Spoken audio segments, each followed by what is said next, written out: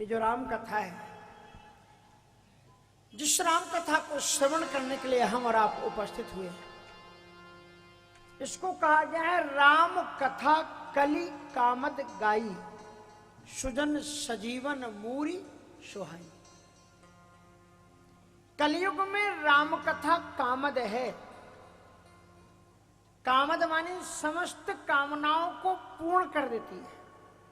अगर आप श्रद्धा निष्ठा विश्वास के साथ में मन में ये दृढ़ संकल्प लेकर के बैठो कि जिस कथा को श्री हनुमंत लाल जी महाराज श्रवण करते थे, जिस कथा को भगवान शिव श्रवण करते हैं, सती जी कथा में ध्यान से नहीं सुनी और उनका भगवान शंकर जी ने त्याग कर दिया, ऐसी जो लोक कल्याणकारिणी कथाएं जो युग युग पर समय समय पर ये अवतरित होकर के पापों को कल्मशों को नष्ट करके दुनिया के लोगों को सतपथ पर चलने की प्रेरणा देती आई है, ऐसी कथा को पूरे 9 दिन तक श्रद्धा और विश्वास तक हम श्रवण करेंगे।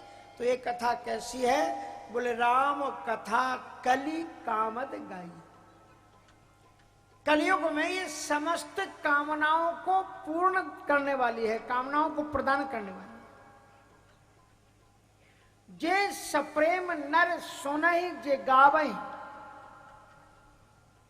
जो अत्यंत श्रद्धा भक्ति पूर्वक इस कथा को सुनेंगे और गाएंगे, उन्हें क्या होता है? बोले सुख संपत्ति नाना विधि पावे।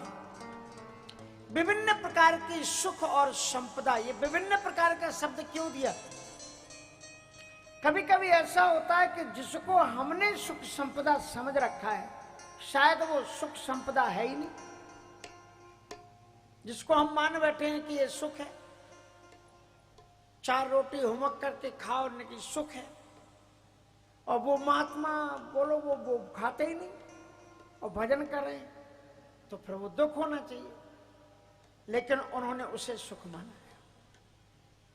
जैसा खाओगे अन्न वैसा बनेगा मन, जैसा पियोगे पानी वैसी बोलोगे बानी। तो सुख संपत्ति, संपत्ति क्या है? वास्तविक सुख भगवत भक्ति में है। भक्ति स्वतंत्र सकल गुण खानी, और बिन सत्संग न पावहि प्राणी। सो सुख जग दुर्लभ, वो सुख जिसमें भगवान के चरणों में अनुरक्ति पैदा हो जाए, वो बड़ा दुर्लभ है। ऐसी जो ये सुख है, राम सच्चिदानंद दिनेशा नहीं था मोहि निशा लवलिश, उनका ज्ञान हो जाना ही सुखी सुख है। तो सुख और संपत्ति, संपत्ति क्या है? श्रीमद् भागवत में सुदामा ने बताया कि क्या है संपत्ति। भक्ताय चित्रा भगवान ही संपेदो, राज्यम विभूति न समर्थयत्यजा।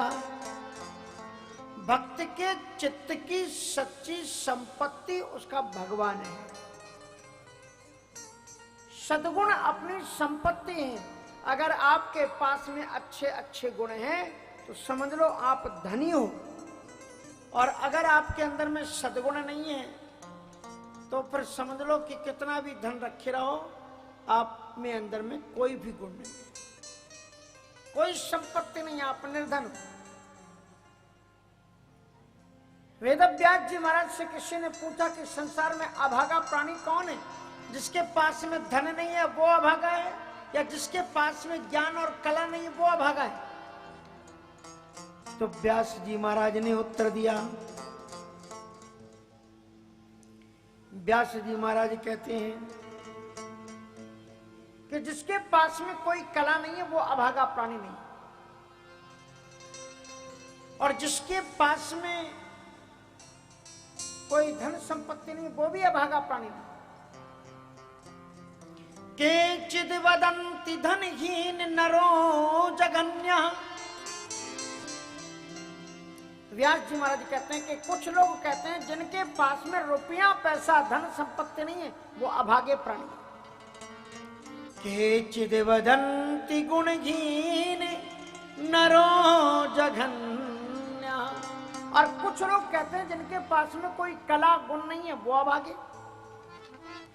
तो व्यास जी महाराज कहते हैं कि व्यासो वदत्यखिल शास्त्र पुराण वेता नारायण स्मरणहीन नरो जघन्य।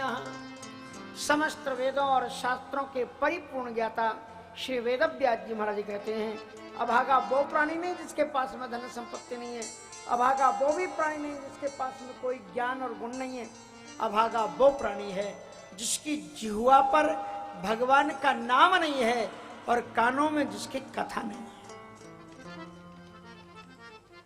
इसलिए तो बड़े ध्यान पूर्वक इस कथा को आप श्रवण करें, सौभाग्य से मिलती है।